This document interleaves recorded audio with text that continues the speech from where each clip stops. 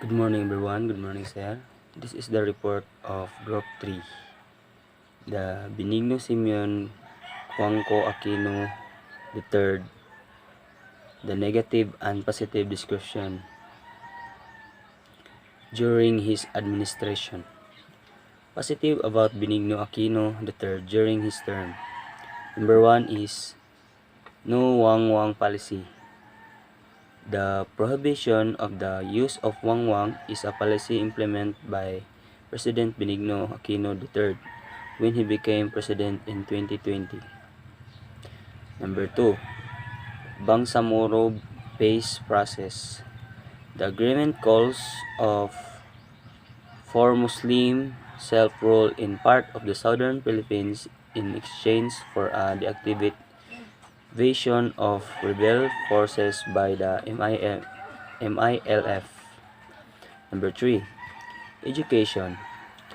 Aquino III signed the Enhanced Basic Education Act of 2013, institutionalizing the K-12 basic education program.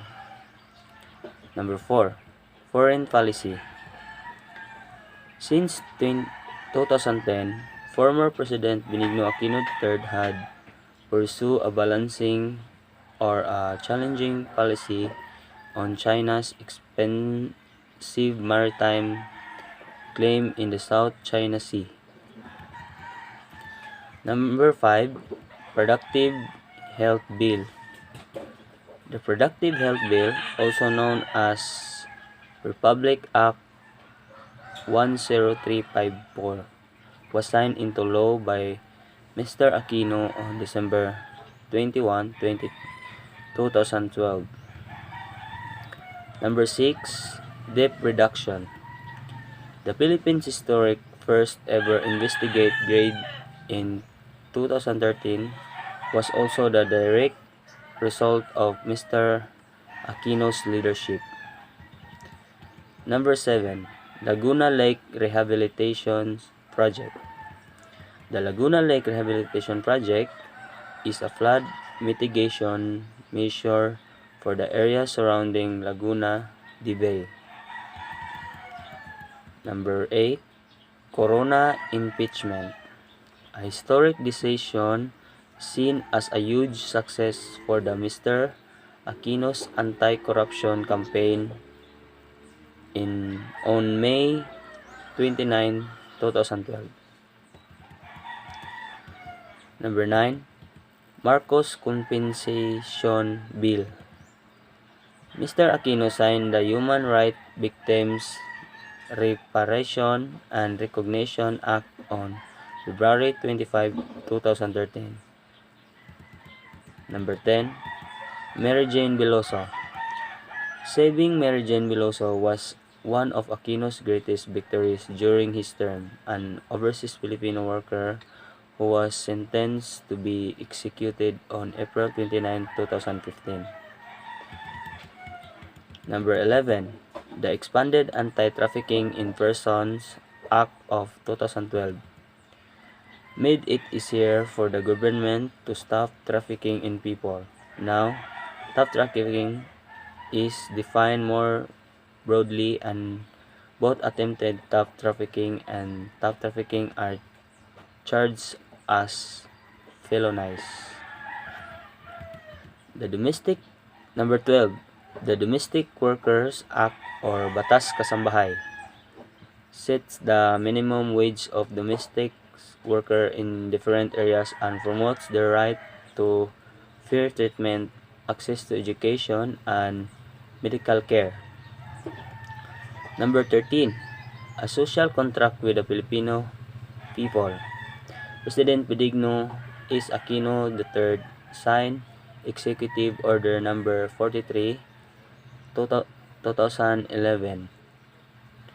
Number 14, Good Governance and Anti-Corruption.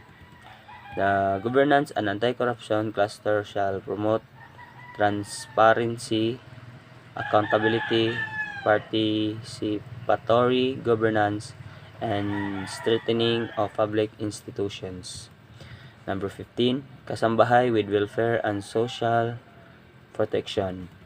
Aquino III domestic workers were considered lowest paid, and few employers comply with the law requiring domestic helpers to be registered for Social Security benefits. The negative about Benigno Aquino III during his term. Number 1. Manila hostage crisis. The hostage crisis in Manila occurred at the Quirino Grandstand, which commemorates the Philippines' democratic struggles and is where elected heads of states. Number 2, Super Typhoon Yolanda. Super Typhoon Yolanda had struck the Philippines in November 2013, killing an estimated 8,000 people and displacing over 800. Aquino's government was criticized for its tardy reaction. Number 3, SAP 44. The operation, codename of Plan Exodus, was designed to apprehend or kill wanted Malaysian terrorist and bomb maker Zulkifli Adir. Number 4, the Mama Sapano battle was a failed police operation that resulted in the deaths of 44 Special Action Force officer. Number 5, suspended dengue vaccination program which was launched at the tail end of his term. Number 6, Metro Manila traffic. And number 7, Quirino Grandstand hostage crisis.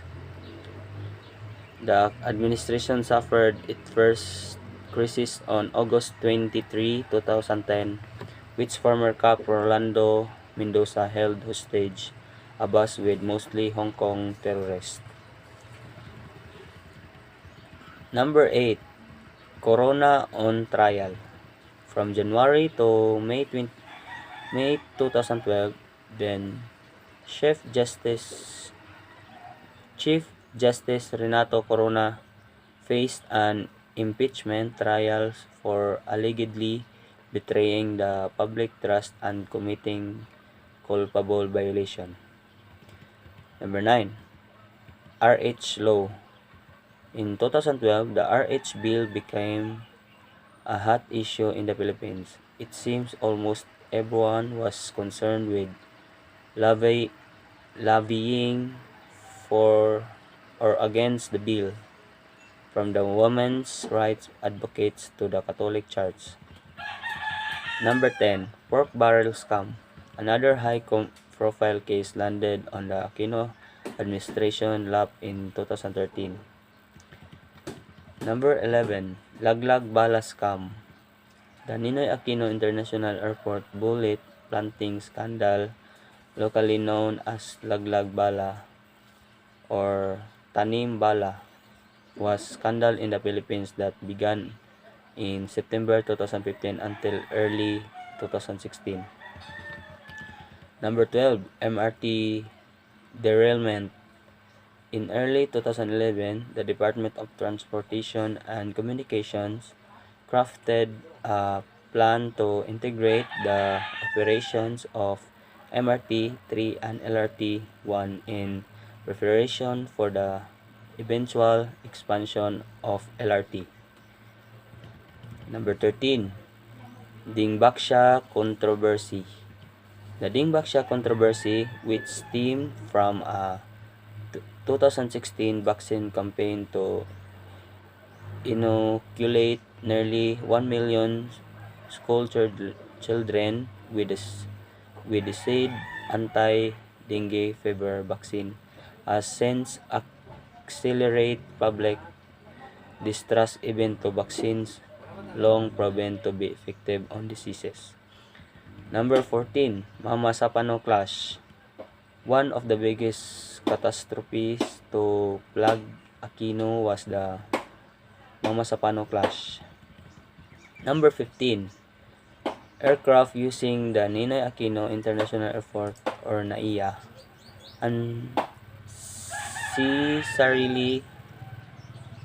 unnecessarily emit copious amounts of carbon dioxide into the atmosphere due to the congestions at the country's main international gateway, an airline report revealed. That's all. Thank you.